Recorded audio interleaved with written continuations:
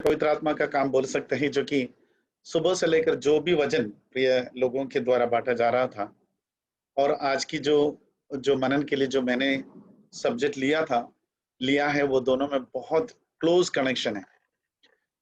और पिछले हफ्ते में जो आराधना के संबंध में मैंने पहली कुरिन्थियोस की पहली अध्याय से कुछ बातों को लेकर हमने मनन किया था, कि जो मूर्खता के बारे में, और मनुष्य की नजर में क्या चीज मूर्खता है और दुनिया की नजर में क्या मूर्खता है। हमारे प्रभु यीशु मसीह, या तो उनके वचन, जो इस उद्धार की जो वचन कईयों के लिए, स्पेशली हमने देखा था यहूदी और जो यूनानियों के लिए, वो बिल्कुल भी मूर्खता की बात था। लेकिन उसमें लिखा है कि क्रूस की खता नाश होने वालों के लिए मूर्खता है, परंतु हम उद्धार पाने वालों के लिए परमेश्वर की सामर्थ्य है। तो कई लोगों के लिए इस क्रूस की कथा, प्रभु यीशु मसीह का इस धरती पर आने का, उस कलवरी क्रूस पर जीवन देने का, बलिदान देने का, ये जो बात है, और कई लोगों के लिए मूर्खता की बात है। लेकिन हमारे लिए, जो उद्धार पाने वालों के लिए, वो मूर्खता की बात नहीं। तो मनुष्य की ज्ञान और परमेश्वर की ज्ञान, और जो मनुष्य की मूर्खता और जिसे परमेश्वर की मूर्खता जो मनुष्य समझता है, उसमें कितना फर्क है। तो हम थोड़ी देर आज जो परमेश्वर के लिए जो मूर्ख बने हुए उन लोगों के बारे में, हम कुछ लोगों के बारे में लेंगे। और लेकिन उससे पहले हम देखेंगे कि फूल्स, अगर बाइबल में, अगर हम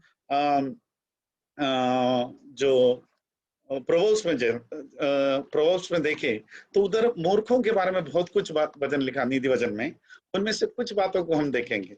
स्पेशली हम देखेंगे प्रोवर्ब्स 26, उसकी 18 और 19 में ऐसा लिखा है, जैसे एक पागल जो जहरीले तीर मारता है, वैसा ही वो भी होता है जो अपने पड़ोसी को धोखा देकर कहते हैं, मैं तो मजाक कर रहा था। और दूसरी ट्रांसलेशन जो मेरे पास, उसमें ऐसे भी लिखा है 18 में, जैसे एक पागल जो जलती लकड़ियां और मृत्यु की तीरें फेंकता है।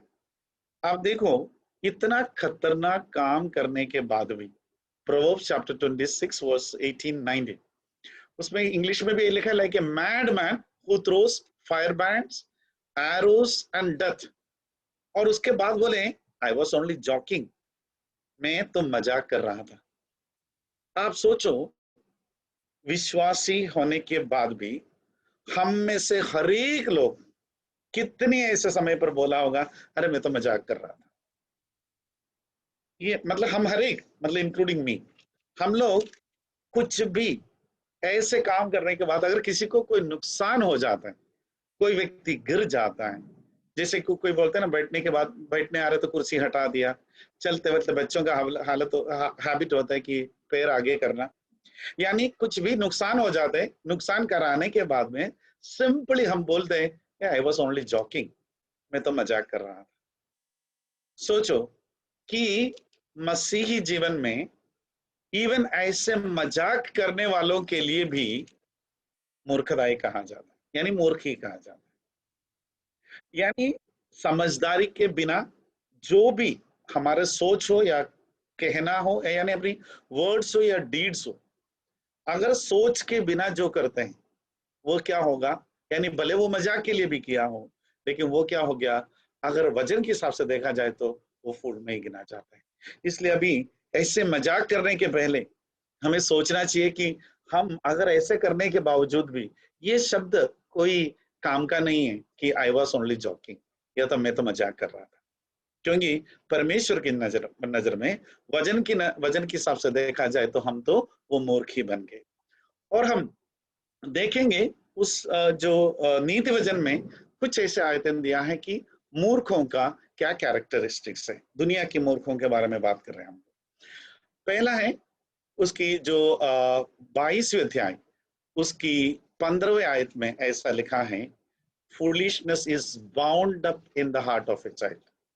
लड़के के मन में मूर्खता की गांठ बांधी रहती है, यानी बचपन से लेकर मनुष्य में ये मूर्खता तो, या मूर्खता की गांठ बांधी रहती है। एक एक अनडिसिप्लिन्ड और या तो अपन बोल सकते हैं कि जो जो जो व्यक्ति है कि वो बिल्कुल भी मतलब वो जन्म से लेकर, हम बोलते हैं ना वो फ्लैश है, हम लोग क्या है, शरीर में ये सब कुछ है ही। तो इसमें लिखा हुआ है लड़के के मन में मूर्खता की गांठ बांधी रहती, परंतु अनुशासन की छड़ी के द्वारा वो खोलकर उसे दूर की जाती है। यानी स्ट्रिक्ट पनिशमेंट, उस जमाने में छड़ी, यानी हमारे सब पे बचपन में, लेकिन आजकल आप उनको पता है कोई अपने बच्चों को हाथ लगाना नहीं चाहता है, हाथ लगाना पसंद भी नहीं करता है। लेकिन वो डिसिप्लिन करना, यानी फूलिशनेस, ये कहने का मतलब है फूलिशनेस मनुष्य की शुरुआत से लेकर, बचपन से लेकर हमारे साथ में चलते रहते हैं। और दूसरी सबसे बड़ी बात है, probably I think there is a problem. Yeah. दूसरी बात है प्रोवर्ब्स उसकी 13 उसके 19वें आयत में ऐसा लिखा है, A desire accomplished is sweet to the soul, but it is an abomination to fools to depart from evil. बुराई से हटना मूर्खों के प्राण को बुरा लगता है। यानी एक मूर्ख, बिब्लिकली मूर्ख कौन होता है? वन हु लव्स इविल, यानी बुराई से हटना उनको बुरा लगता है, यानी वो हमेशा उस मूर्खता में बने रहना चाहता है, या तो उस मूर्खता के साथ ही आगे बढ़ते रहता है, लगातार वही करते रहते हैं। ही लव्स डूइंग दैट फोली, या तो वो इविल करना उन्हें पसंद होता है। इसका मतलब ये हो गया, जो मूर्ख मूर्खता में बने रहते हैं वो उनका एक कैरेक्टरिस्ट बन जाता है, यानी वो जल्दी ही जल्दी अपने सोच की, अपने समझ की, या तो उस परिवर्तन में, उस लाइट में, अंधेरे से उस रोशनी की तरफ आना नहीं चाहते। दे लव इविल। और दूसरी बात क्या लिखा, तीसरी बात क्या लिखा है? चैप्टर 10, प्रोवर्ब्स चैप्टर 10 23 क्या लिखा है? To do evil is like a sport to a fool. देखिए, मूर्ख को तो महापाप करना हंसी की बात जान पड़ती है, यानी वो कभी भी वो एक ट्रस्टवर्थी पर्सन नहीं होता। वो हर चीज, यानी मूर्खता जो करते हैं उसके लिए बिल्कुल क्या है, एक हंसी की बात है, उनके लिए तो कोई बड़ी बात है ही नहीं वो, यानी वो it is like a spot, कर लिया उसके बाद बोलते हैं भाई मैं तो मजाक कर रहा था। यानी इस तरीके से करते रहना, ऐसे लोग बिल्कुल भी ट्रस्टवर्थी नहीं होता है।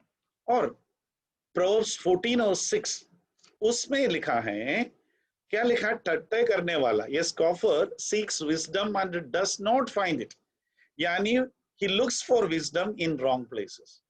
वो ज्ञान ढूंढते रहते हैं, ज्ञान को ढूंढते रहते हैं। और प्रोवर्ब्स 17:24 में ऐसे लिखा है, बुद्धि समझने वाले के सामने ही रहती है, परंतु मूर्ख की आंखें पृथ्वी की दूर दूर देशों में लगी रहती है।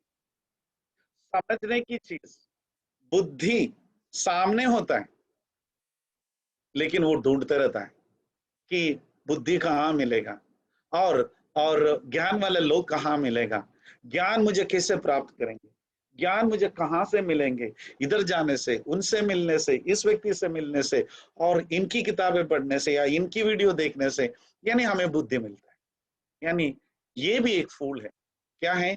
जो कि wisdom in looking for wisdom in wrong places, सामने रखे हुए बुद्धि को, या जो सामने दिखती हुई बातों को उनको नहीं दिखता है, वो ढूंढते रहते हैं, बुद्धि को ढूंढते रहते हैं। और क्या लिखा है उसकी 14 में क्या लिखा है? परंतु नहीं पाता, क्योंकि उसे पता भी नहीं है ज्ञान कौन सा, ज्ञान ज्ञान की बात क्या है, क्योंकि उनके लिए ऐसे काम करते रहना एक स्पोर्ट्स के जैसा है, मतलब उनके लिए एक जॉब है, वो ढूंढते ही रहेगा अपने जीवन पर, लेकिन उनसे कभी मिलेगा नहीं। और क्या लिखा है? परंतु समझने वाले को ज्ञान सहज से मिलती है। तो नेक्स्ट अपन देखेंगे उसकी 26 में, प्रोवर्ब्स चैप्टर 26 चैप्टर 26 उसकी 11 में क्या लिखा है? इनकी एक और बात है, मूर्ख की बात क्या है? Returns to the folly again and again. क्या लिखा है? जैसे कुत्ता अपनी चाट को चाटते हैं, वैसे ही मूर्ख अपनी मूर्खता को दोहराता है। As a dog returns to his own vomit, so a fool repeats his fault। यानी उन्हें वो समझ में ही नहीं आता है कि मैंने ऐसे निर्बुद्धि का काम किया है या बेवकूफी का काम किया है, वो वापस उधर ही चलते रहेंगे। तो बाइबल में जो जो मूर्खता या एक मूर्ख मनुष्य, उसके बारे में ऐसा लिखा है। लेकिन हमें पता है, हम क्राइस्ट में आने के बाद में, अभी अभी अंकल ने एक आयत को पढ़ा था, टाइटस चैप्टर 3 और 3। क्या लिखा था? क्योंकि हम भी निर्बुद्धि और आज्ञा ना मानने वाले थे। हम भी क्या थे? निर्बुद्धि थे। हम भी वो निर्बुद्धि लोग थे और आज्ञा ना मानने वाला था। लेकिन जब हमें परमेश्वर में आया तो 2 कोरिन्थियंस चैप्टर 5:17 क्या लिखा है? इसलिए यदि कोई मसीह में आते हैं तो वो नई सृष्टि हो चुका है, यानी now he is a new creation. Old things have passed away और all things have become new. अब हमें जो कैरेक्टरिस्टिक्स हमने अभी उस नीति वचन से देखा, उस सारे बातों, all things have become new, all things have passed away, हमें उस निर्बुद्धि की हर एक बात को हमारे जीवन से निकल जाना चाहिए। और हमें क्या है? Now he is a new creation, क्योंकि हमने क्या है? We are in Christ. उसमें क्या लिखा? If anyone is in Christ, it's a continuous process, it's a present process. यानी जो कुछ भी मसीह में है वो पुरानी इस निर्बुद्धि की बातें छोड़ना पड़ेगा, यानी वो छूटना ही चाहिए। वो एक नया क्रिएशन बन जाता है। If you have decided to follow Christ or follow God, you have made a promise to follow Him, not the world. हम फिर अगर हमने परमेश्वर की, प्रभु यीशु मसीह का फॉलो करने का निश्चय अगर कर चुका है, तो फिर हमें क्या है? उस दुनिया को छोड़ना पड़ेगा। क्योंकि living for Christ can be A foolish thing for the world. हम जब मसीह के लिए जीवन बिताना शुरू करते हैं, मसीह का या तो मसीही जीवन या मसीह की जीवन में जब हम आगे बढ़ना शुरू कर जाते हैं, तो कई चीज जो हम करते होंगे वो दुनिया के लिए क्या होगा? वो निर्बुद्धि की बात होगा, दुनिया के लिए वो फूलिश थिंग होगा। हम उसके बारे में विस्तार से पढ़ेंगे। लेकिन हमें पता है कि वचन में लिखा, प्रोवर्ब्स उसकी चैप्टर 1:7 में लिखा है, हमें पता है fear of the Lord is the beginning of knowledge. और परमेश्वर की भय मानना ही ज्ञान का शुरुआत है। तो पहले जैसे टाइटस चैप्टर 3:3 में हमने क्या पढ़ा था? हम भी निर्बुद्धि थे, हम भी निर्बुद्धि थे, वो अलग बात है। लेकिन when we are in Christ, we are new creation। हम तो नया सृष्टि बन गया, पुराना निकल गया। यानी अभी हमारे में क्या आ गया? परमेश्वर के प्रति एक भय हमारे जीवन में आना शुरू। There is a fear for Lord। And when we understand, read the scriptures more and more, this fear get deeper into our life और अपनी हार्ट में, अपने दिमाग में बैठना शुरू हो जाते हैं। So, जैसे ही वो परमेश्वर की डर हमारे जीवन में बढ़ते जाते हैं, ज्ञान का भी शुरुआत होते रहते हैं, वो बढ़ते रहते हैं परमेश्वर में, वो ज्ञान बढ़ते रहते हैं। रोमन्स चैप्टर 12 चैप्टर रोमन्स 12 उसकी 2 क्या लिखा है उसमें? उधर भी यही लिखा है, तुम इस संसार के सदृश ना बनो। क्या लिखा है? Do not be conformed to the world but be transformed by the renewing of your mind. क्या लिखा है? परंतु तुम्हारी बुद्धि को नया हो जाने से। ये सबसे बड़ी बात है। जो निर्बुद्धि या तो वो फूल्स के बारे में हमने जो पढ़ा, उस कैरेक्टरिस्टिक्स के बारे में बार बार वो निर्बुद्धि का काम करते रहना, बार बार उस भ्रम में रहना, बार बार वो फूलिश एक्ट में लगे रहना, बार बार वो ईवल में लगे रहना या उसको प्रेम करना, उससे से छुड़ाना मुश्किल हो जाता है। ये सब चीज, वो जो बुद्धि है उसके बारे में क्या लिखा है? वो तुम्हारी बुद्धि अभी नया हो गया है, इसलिए तुम्हारा चाल चलन भी बदलना चाहिए। और क्या है? जिससे तो परमेश्वर की भली और भावती और सिद्ध इच्छा अनुभव को मालूम करते हुए रहो। यानी what is good and acceptable and perfect will of God, इसको समझते हुए आगे बढ़ने के लिए चाहता है। और इसलिए बोलता है, यानी प्रभु जब परमेश्वर की प्रेम जब हमारे में आया, तो या तो उस परमेश्वर की जो भय हमारे में आया, तो वहां से हमारे ज्ञान का शुरुआत हो जाए। सो वो निर्बुद्धि का जो बुद्धि था, या तो जिस रीति से हम वो जो काम को डील करते थे, सोचते थे, डिसीजंस लेते थे, वो अभी नए हो चुके हैं और हमें उस नए के हिसाब से बदलना पड़ेगा। उसमें क्या ढूंढना पड़ेगा? व्हाट इज गुड, क्या ढूंढना है? What is that good and acceptable and perfect will of God. यानी हमें हर चीज, what is good, what is acceptable and perfect will of God, God का मतलब परमेश्वर हमसे क्या चाहता है, उसको ढूंढना, उसको समझना जरूरी हो जाता है। आप यहाँ पर 1 Corinthians chapter 4 उसकी 10 में आए, नए नेम की और हम आए 1 Corinthians उसकी चैप्टर 4 उसके 10, उसमें पौलुस खुद क्या बोलता है? हम मसीह के लिए मूर्ख है, हम मसीह के लिए मूर्ख है, ऐसा लिखा है उन्होंने। तो we are fools for Christ, we are weak, we are dishonoured, ये सब शब्द हैं जो पौलुस ने वहां पर यूज किया है। क्या लिखा है? मसीह के लिए हम मूर्ख हैं, हम निर्बल हैं और हम निरादर का है। कि पौलुस ऐसे क्यों कहा कि हम तो मूर्ख है? ये है अपनी बात। यानी जो दुनिया की नजर में हम कैसा है वो नहीं है, लेकिन यहां पर वो क्या बोल रहे हैं? We become fools for Christ. जो जब when you believe God, when you accept him as your Lord, when you start following him, you may be doing something which seems to be foolish thing for the world। मतलब जो world के लिए या दुनिया के लिए वो क्या होगा? फुलिश थिंग्स ही होगा। और इसलिए पौलुस बोलते हैं कि we are fools for Christ, we are weak, we are dishonoured. ऐसे कहने का रीजन क्या है? आगे लिखा उन्होंने चैप्टर 4 उसकी 12 और 13 में क्या लिखा उन्होंने? when we are cursed we bless, when we are persecuted we endure it, when we are slandered we answer kindly। आप सोचिए, जब लोग बुरा कहते हैं तो हम उसे आशीष देते हैं, जब वो हमें सताते हैं तो हम उसको सहते हैं, वो बदनाम करते हैं हम विनती करते हैं।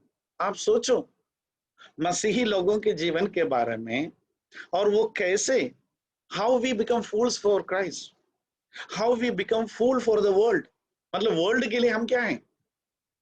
निर्बुद्धि हो गया कि देखो उसको कुछ भी बोलो वो कभी मोड़कर वापस नहीं होता है, या कोई रिवेंज लेने नहीं आता है, साथ साथ खड़े होकर लड़ने के लिए नहीं जाते। वो दुनिया उनके साथ जो करता है वो सहनशीलता के साथ में आगे बढ़ते हैं। क्या लिखा है उन्होंने? लोग बुरा कहते हैं तो हम क्या करते हैं? आशीष देते हैं, उनके लिए प्रार्थना करते हैं, और उनको मन को बदलने के लिए, उनमें परिवर्तन आने के लिए हम प्रार्थना करते हैं। और हमें पता है प्रभु यीशु मसीह सबसे अच्छा वो एग्जाम्पल सेट किया है। उन्होंने क्या बोला? जब उन्हें इतना ताड़ना दिया गया था तो उन्होंने क्या बोला? इन्हें माफ करें क्योंकि उन्हें पता नहीं है कि वो क्या कर रहा है। कि that was the word, they don't know what they are doing, इसलिए forgive them. This was the word. So this is how Jesus set an example for us. तो आप देखिए कि बुरा कहते हैं उसके बावजूद भी हम उन्हें आशीष देते हैं। वो हमें परसिक्यूट करते हैं, मतलब वो हमें सताते रहते हैं, बट क्या करते हैं? वी एंजॉय इट, हम उसको सहते रहते हैं। और क्या करते हैं? वो बदनाम करते हैं हमें तो हम उनके लिए क्या करते हैं? विनती करते हैं, हम उनसे विनती ही करते हैं, अरे भाई ऐसा नहीं, या हम उनको उस सहनशीलता के साथ में डील करते हैं। और ये सारे बात, और पौलुस आगे क्या लिखा है? We have become a scum of the earth, the garbage of the world. क्या लिखा है? हम आज क्या हैं? या आज हम दुनिया की नजर में हम क्या हैं? जगत के कूड़े और सब वस्तुओं की खुरचन की नाहीं ठहरे हैं। जगत के लिए हम क्या हैं? या दुनिया की नजर में हम क्या हैं? कूड़े कचरे, गार्बेज है। सोचिए आप, बिल्कुल कोई भी काम का चीज नहीं है। इसलिए तो हम हमारे राइट्स के लिए कभी लड़ते नहीं, लड़ते हुए वो देखते नहीं, और हम कभी बदला लेने के लिए सड़कों पर नहीं उतरते हैं। और कोई भी किस तरह से व्यवहार करते हैं, उल्टा सेम व्यवहार, उसी वो ग्रड्ज के साथ में उनके साथ व्यवहार करना, वो सब हम नहीं करते। पौलुस इसलिए बोलते हैं, इसलिए क्या हमने पिछले वचन में देखा कि हम क्या हैं? हम लोग we are the fools for Christ, हम बलहीन है, निर्बल है लोग, हम उनके लिए लोग सामने कमजोर है, लेकिन उस निर्बलता, वो कमजोर होना, उस बेवकूफ दुनिया के सामने बेवकूफ बनना या तो वो मूर्ख बनना, क्या होता है? That is actually living for Christ, that is really following the Christ, that is what is the Christian life. तो वही उसमें बताया। और आगे हम देखेंगे कि एक्ट्स चैप्टर 17 उसकी 18 में पौलुस को मतलब किस तरीके से बोलते हैं, आई मीन बैबलर वो वर्ड यूज किया है, यानी बकवादी करने वाला, ऐसे बोला उन्होंने। और मतलब समझ लीजिए, मतलब इतना ज्ञानी लोगों को, और कौन बोले? वो एपिक्यूरियंस और फिलोसोफर्स, वो भी स्टोइक फिलोसोफर्स, मतलब बड़े ज्ञानी लोग, एपिक्यूरियंस या स्टोइक जो फिलोसोफर्स, वो खुद उनको बोलते हैं ये क्या बात कर रहे हैं, ही इज ए बैबलर, एक बकवास करने वाला व्यक्ति है, ऐसे बोलते हैं। क्योंकि उसका रीजन क्या है? Paul was proclaiming the good news of Jesus and the resurrection. यानी जब पौलुस इस सुसमाचार को, प्रभु यीशु मसीह के बारे में जो सुसमाचार है और उनके पुनरुत्थान के बारे में जब बात कर रहे थे, वो इतने बड़े ज्ञानी एपिक्यूरियंस या स्टोइक लोगों के लिए, फिलोसोफर्स के लिए पौलुस कौन बन गया? एक बैबलर बन गया, एक बकवास करने वाला।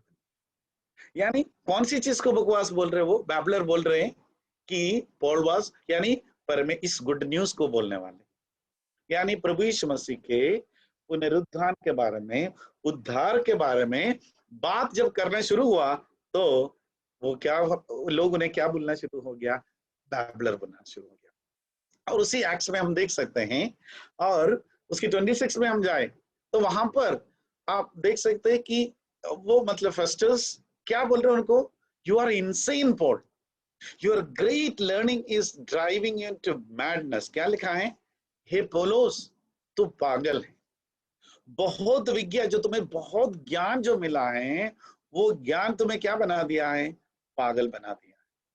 देखिए, जब वो उनके साथ मिलकर प्रभु को, मतलब इसी सेम परमेश्वर की वचन को, इस उद्धार की या इस समाचार को सुनने वाले को मार डालने के लिए, उनको सताने के लिए निकल रहे थे, तो वो बुद्धिमान थे।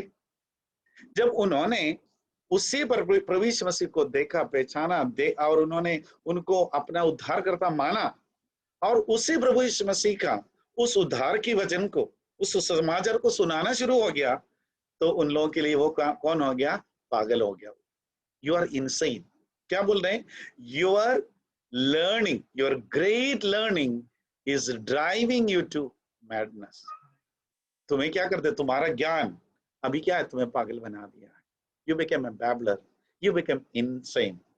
आप सोचो, बकवास करने वाला बन गया है, मूर्ख बन गया है, और क्या है? पागल बन गया है। किसके लिए? प्रभु के लिए। उन्होंने क्या किया था? सिर्फ और सिर्फ इस सुसमाचार को उन्होंने हर जगह फैलाना शुरू हो गया, प्रभु यीशु मसीह का उस मतलब पुनरुत्थान के बारे में, और किस तरीके से, मतलब या तो उन्हें मसीह मतलब मसाया कहना शुरू हो गया, सेवियर कहना शुरू हो गया, उन्हें उद्धारकर्ता ठहराना शुरू कर दिया, तब वो क्या बन गया है? बकवास करने वाला हो गया है और पागल। आगे हम देखेंगे 1 कोरिन्थियंस चैप्टर 1:21 में, जो हमने पहले पिछले हफ्ते में भी हमने उसी आयतों को लेकर मनन किया, तो उसी में से कुछ कुछ बातों को हम आगे बढ़ेंगे। वहां पर 1:21 उसमें ऐसा लिखा है, क्योंकि जब परमेश्वर के ज्ञान के अनुसार संसार ने ज्ञान से परमेश्वर को ना जाना, तो परमेश्वर को यह अच्छा लगा कि इस प्रचार की मूर्खता के द्वारा विश्वास करने वालों को उद्धार दे। यानी the world through its wisdom did not know him।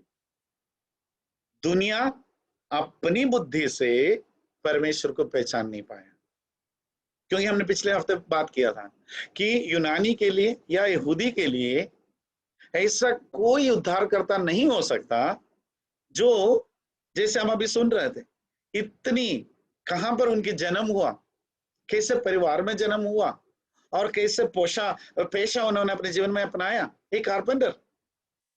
और एक कारपेंटर के परिवार में एक कारपेंटर बनकर मतलब जन्म लिया, वो भी गांव में एक गौशाला में। और वो भी मरियम, जिसे लोग जानते तक नहीं थे उस समय तक।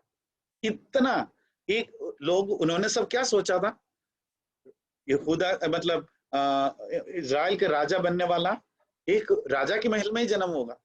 हमें मालूम है कि वो जो वाइस मैन में प्रभु यीशु मसीह को ढूंढ कर उनके जन्म को तारा देकर कहाँ पहुंचे थे वो लोग, उस महल में पहुंचे थे। तो मनुष्य की बुद्धि अलग था, लेकिन उस बुद्धि से वो परमेश्वर को पहचान ही नहीं पाया। उनके हिसाब से ऐसा कोई परमेश्वर ऐसे जगह पर नहीं हो सकता। उन्होंने जिन जिन लोगों को चुना, किनको चुना, मछुआरों को चुना और टैक्स कलेक्टर्स को चुना, जो ऐसे लोग पापी और जो जो बिल्कुल निकृष्ट काम करने वाले, जो समाज से बिल्कुल छोटे माने जाने वाले, ऐसे लोगों को अपना शिष्यों के नाई चुना गया। और वो रहते कहाँ थे, कैसे कपड़ा पहनते थे, कैसे लोगों के साथ में घूमते थे, कैसे लोगों के साथ बैठते थे, कैसे लोगों के साथ में खाना खाते थे, और जंगलों में घूमते रहते थे, विल्डरनेस में। और आखिर कैसा मौत मरा, एक साधारण सा, एक बिल्कुल एक जो हमें पता है उनकी बाएं और दाएं चोरों को उनके साथ में सूली पर चढ़ाया गया, यानी उनके लिए वो बराबर है। और मनुष्य अपने बुद्धि में उनको समझ नहीं पाया। इसलिए क्या हुआ, God has pleased through the foolishness of what was preached to save those who believe. इसलिए क्या लिखा है, इस प्रचार की मूर्खता के द्वारा विश्वास करने वालों को उद्धार मिला। यानी जिसने इसको विश्वास किया उसे मूर्खता मानकर भी, दुनिया के हिसाब से वो मूर्खता था, वो मूर्खता मानने के बावजूद, जानने बाद उसको स्वीकार किया, उस पर विश्वास किया, और वो सबको क्या मिला, उद्धार मिला। और हम सिर्फ कुछ ही बातों नहीं, कुछ और लोगों के बारे में हम देखेंगे जो दुनिया की नजर में मूर्ख थे। अब्राहम के बारे में देखें कि उन्हें प्रभु ने बोला, उठकर चलो, मैं तुम्हें एक ऐसे जगह देने वाला हूं। वो अपने परिवार को, अपने देश को, अपने परिजनों को, सबको छोड़कर उधर की तरफ निकल गया, जो उन्होंने कभी देखा नहीं, सुना नहीं, और ऐसे देश के लिए निकल पड़ा। और उनके बच्चे नहीं था तो भी बोला कि आपकी संतानों को मैं इतना बढ़ा दूंगा कि आसमान की तारे जैसे और समुद्र किनारे की रेती जैसे बना दूंगा। पर अब्राहम तो उसको विश्वास कर ही लिया। और जब एकलौता पुत्र को मिला, उनको बोला कि चलो उनको मुझे बलि दे दो, उनको मेरे लिए बलि चढ़ाओ, और उन्होंने उसके लिए भी तैयार होकर निकल पड़ा। तो हम देखा जाए तो मनुष्य की नजर से, दुनिया की नजर से देखा जाए तो वो कौन था, ही वाज ए फूल। और नोहा के बारे में हमने पढ़ा है, सीखा है, जो बारिश नहीं था, बारिश कभी लोगों ने देखा नहीं, बाढ़ कभी देखा नहीं, जहाज कभी देखा नहीं, और ऐसे समय में भी करीबन 100 साल तक जहाज को बनाता रहा, बारिश हुआ नहीं, उसके बावजूद भी लोग कितना उनको बेवकूफ समझा होगा, बोला होगा कि पूरा परिवार मिलकर इतना बड़ा जहाज को बना रहे, क्या होता है ये बारिश, क्या होता है ये बाढ़, कुछ नहीं समझा, उन्हें फूल ही समझा। और मोसेस के बारे में हम देखें कि इतना ताकतवर फरो के सामने जाकर इतना बड़ा एक जनता को छोड़ने के लिए, उनकी परमेश्वर की आराधना करने के लिए, उनकी लोगों को छोड़ दे, ऐसे बोलने के लिए किसको हिम्मत मिला, मोसेस को हिम्मत मिला। दुनिया की नजर से देखा जाए तो क्या है, वो फूल ही है।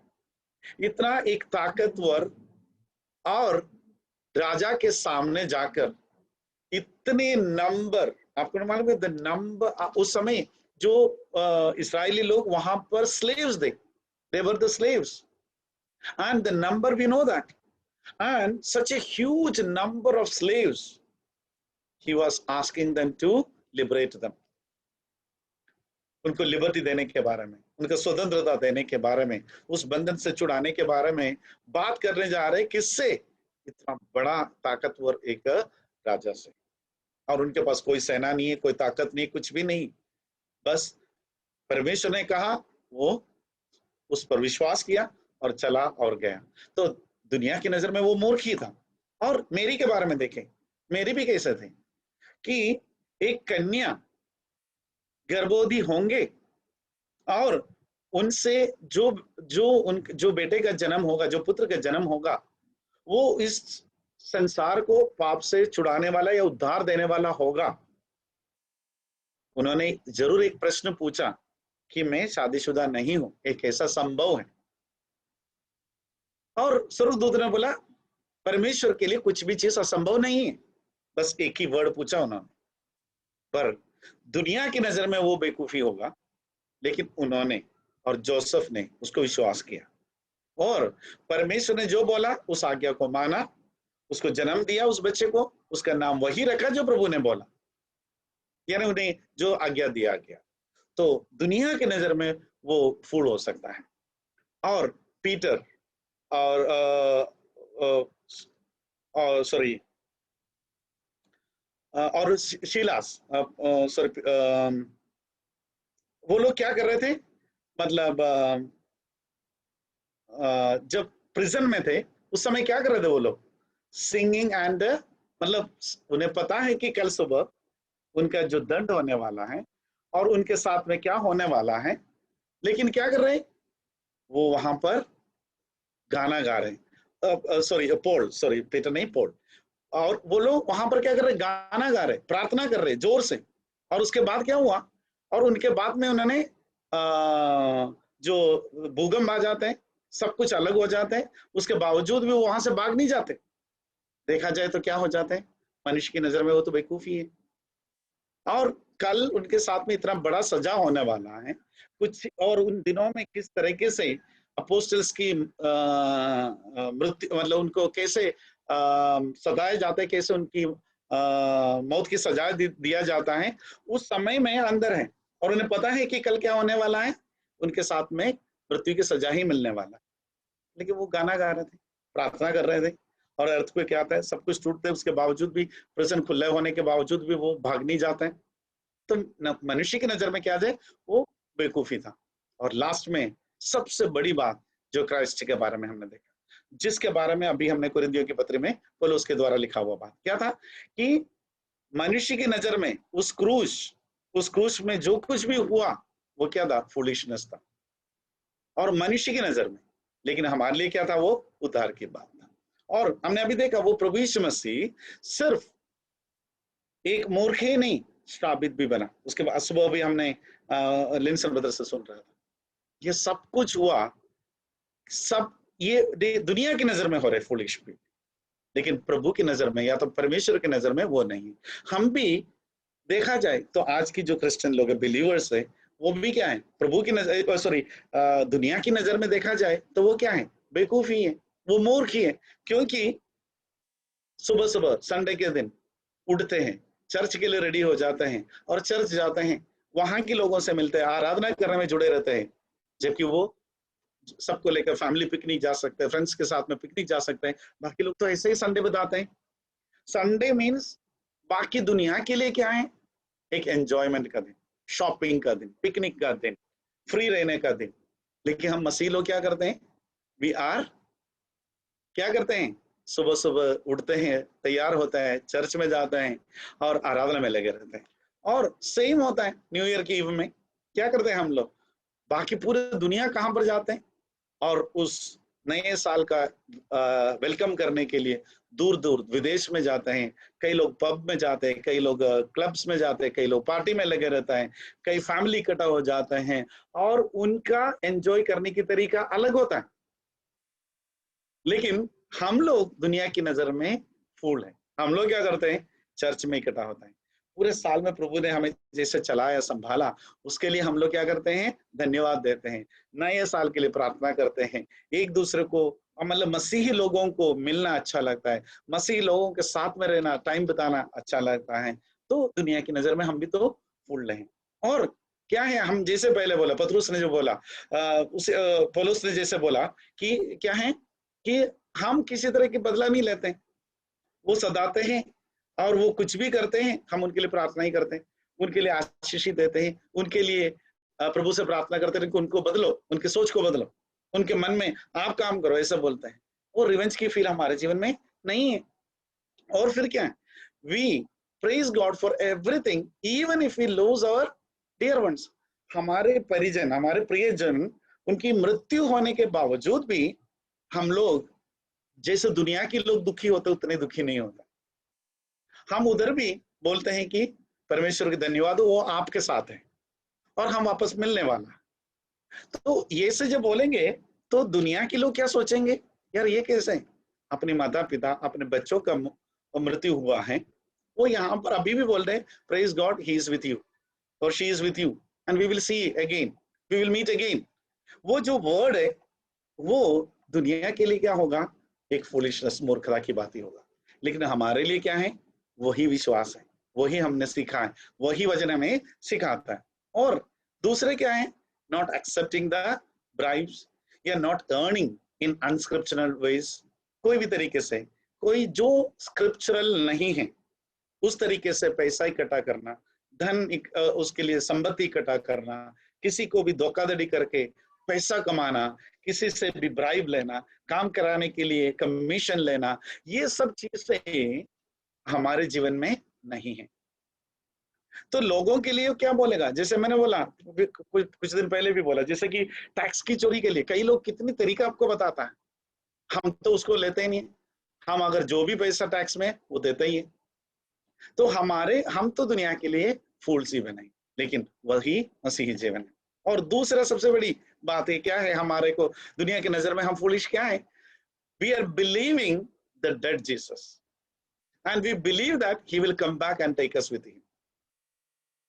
उनके लिए क्या है, एकदम ये मूर्खता की बात है कि एक मरे हुए व्यक्ति, वो उससे परमेश्वर बोलना, मरे हुए व्यक्ति को परमेश्वर बोलना, और मरे हुए व्यक्ति वापस आएंगे ये विश्वास करना, और वो वापस आकर हमें उनके साथ ले चलेंगे ये विश्वास करना, दुनिया की नजर में तो क्या है, फुलिश थिंग्स है, मूर्खता ही है ये।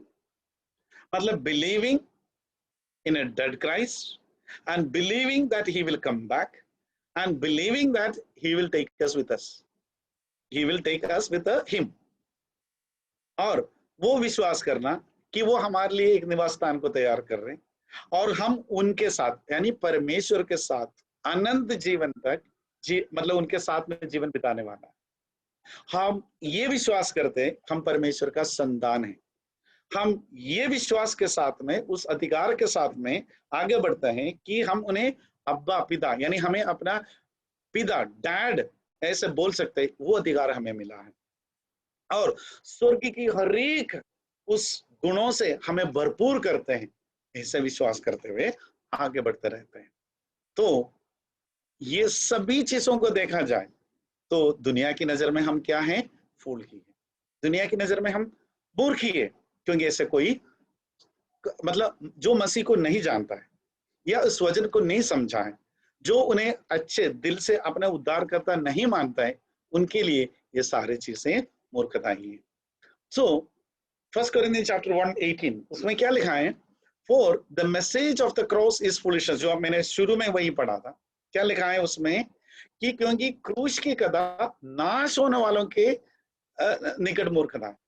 यानी ये जो सुसमाचार जो है, what we preach about cross, what we preach, what happened on that cross, what we preach, why that happened on that cross, and what is going to be the after effects of that cross, ये जो कुछ है वो जिसको वो उद्धार नहीं माना है उनके लिए मूर्खता है, लेकिन हमारे लिए वो परमेश्वर की सामर्थ्य है। और उसकी नेक्स्ट आयत जो 19 में क्या लिखा है, क्योंकि लिखा है मैं ज्ञान वालों के ज्ञान को नाश करूंगा और समझदारों की समझ को तुच्छ कर दूंगा। I will destroy the wisdom of wise, the intelligence of the intelligent I will frustrate। यानी प्रभु खुद ही बोला है कि जो अपने आप को बड़ा ज्ञानवान समझते हैं, वो हमने बोला कि वो ग्रीक हो या वो ज्यूस हो या वो वाइस मैन हो, वो सब प्रभु के जन्म के बारे में, उनके जीवन में बारे में बहुत अलग सोचा था। उनकी ज्ञान को उन्होंने क्या किया, बिल्कुल भी मूर्खता बना दिया। तो वो परमेश्वर का काम है। और उसकी 23 में लिखा है, we preach Christ crucified, a stumbling block to Jews and foolishness to Gentiles. तो क्या लिखा, परंतु हम तो उस क्रूस पर चढ़ाए हुए मसीह का प्रचार करते हैं, जो यहूदियों के निकट ठोकर या ठोकर का कारण और अन्य जातियों के निकट मूर्खता है। यानी अन्य जाति वहां पर जो ग्रीक के लिए बोला है, तो ग्रीक के लिए वहां पर क्या है, मूर्खता की बात। और उस प्रभु यीशु मसीह को हम विश्वास करते हैं, उस प्रभु यीशु मसीह को जो जीसस हु इज क्रूसिफाइड, जो डेड है लेकिन वापस से जी उठा हुआ, और जो अब भी स्वर्ग में अपने अपने सिंहासन में या तो उस स्वर्ग में विराजमान है और हमारे लिए वासस्थान को तैयार कर रहे, वापस जल्दी आने वाला, हमें अपने साथ ले चलने वाला है, उस प्रभु पर हम विश्वास करते हैं। दूसरों के लिए वो मूर्खता की बात हो सकता है, लेकिन और उसी तरह 1:25 में क्या लिखा है, क्योंकि परमेश्वर की मूर्खता मनुष्यों की ज्ञान से ज्ञानवान है, और परमेश्वर की निर्बलता मनुष्यों की बल से बहुत बलवंत है। Foolishness of God is wiser than man's wisdom. तो सोचो, मनुष्य की विजडम, उसका क्या लिमिट है।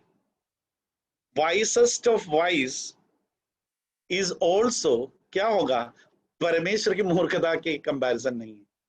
आप सोचिए, और weakness of God is stronger than man strength, और द स्ट्रॉन्गेस्ट ऑफ स्ट्रॉन्गेस्ट भी परमेश्वर की वीकनेस की कंपेयर भी नहीं हो सकता। ऐसा परमेश्वर पर विश्वास करते हैं हम लोग। और चैप्टर 3, 1 कोरिन्थियंस चैप्टर 3 उसकी 18 में क्या लिखा है, let no one deceive yourself. कोई अपने आप को धोखा न दे।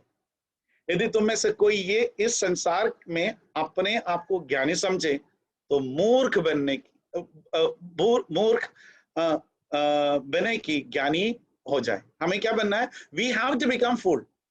क्या बोल रहे हैं कि if anyone of you thinks he is wise in this age, he should become a fool. अपने आप को ज्ञानी ना समझना है, पर उनको क्या करना है, हमको मूर्ख बनना है, ताकि हम क्या हो जाए, we will become wise. We will become wise when the Christ will come back, when he will take us with him. तब हमें पता है, या तो हमें पता है वचन में क्या लिखा है कि दुनिया की नजर में जो मूर्ख होगा, लेकिन हम परमेश्वर के समूह में, परमेश्वर के वचन के हिसाब से, परमेश्वर के राज में हम मूर्ख नहीं, we are wise. और आज ये जो समय जो प्रभु ने हमें दिया है, जो वचन से साथ जो हम जो मनन कर रहे थे, कि दुनिया की नजर में हम जो कुछ भी हो, भले मूर्ख ही ठहरा जाए, लेकिन वचन में क्या लिखा है, जो भी हो मूर्ख ही बनना सही है, क्योंकि परमेश्वर के समूह में, परमेश्वर के राज में हम क्या ठहर सकते हैं, ज्ञानी ठहर सकते हैं। तो दुनिया जो हमारे बारे में सोचता है, या how the world is assessing us, how the world is evaluating us, is a different thing. Of course हमें इस दुनिया में रहते समय, जैसे हमने परसों गॉडली एंगल से भी सुन रहे थे कि हमारे कुछ पहनावा है, और हमारा कुछ वार्डरोब है, और हमारा कुछ कैसे दुनिया के सामने, मतलब how we should be the image bearers, वो बहुत इंपॉर्टेंट बात है। और पौलुस ने भी जो कहा है कि हम ये सब कुछ सहन करते हैं, कोई बदला लेते नहीं है, उनके लिए प्रार्थना करते हैं, तो दुनिया के लिए हम क्या हैं, मूर्ख है, निर्बल हैं, लेकिन वही सही है। सो आने वाले दिनों में इस परमेश्वर के लिए, इस प्रभु जो जिसके द्वारा हमें उद्धार मिला, उस परमेश्वर, उस प्रभु यीशु मसीह के लिए मूर्ख बनकर जीना ही सही है। भले दुनिया की नजर में मूर्ख है, लेकिन हमें पता है हमारा परमेश्वर हमें क्या वादा दिया है, हमें पता है कि हम किस पर विश्वास किया है, हमें पता है कि उस क्रूस का कदा क्या है, हमें पता है कि उस क्रूस पर जो कुछ भी हुआ वो हमारे लिए है और हमारे उद्धार के लिए। और आने वाले दिनों में उसका जो नतीजा है वो हम जरूर अपनी आंखों से देखने वाला, हमारे जीवन में अपने हम उसकी जो भी उसकी रिजल्ट, उसकी जो the fruit of that crucifixion, that sacrifice on that cross, we are going to have it, हमें मिलने वाला है, और बहुत जल्दी भी। और प्रभु के आगमन बहुत निकट है, इसलिए दुनिया की नजर में वाइज नहीं, भले दुनिया की नजर में थोड़ा मूर्ख ही रहे, लेकिन प्रभु के समूह में हम बुद्धिमान के जैसे जिए। और आने वाले दिनों में इस तरह से आगे बढ़ने के लिए प्रभु हमारा मदद करे। प्रभु के नाम की धन्यवाद। Over to Linson.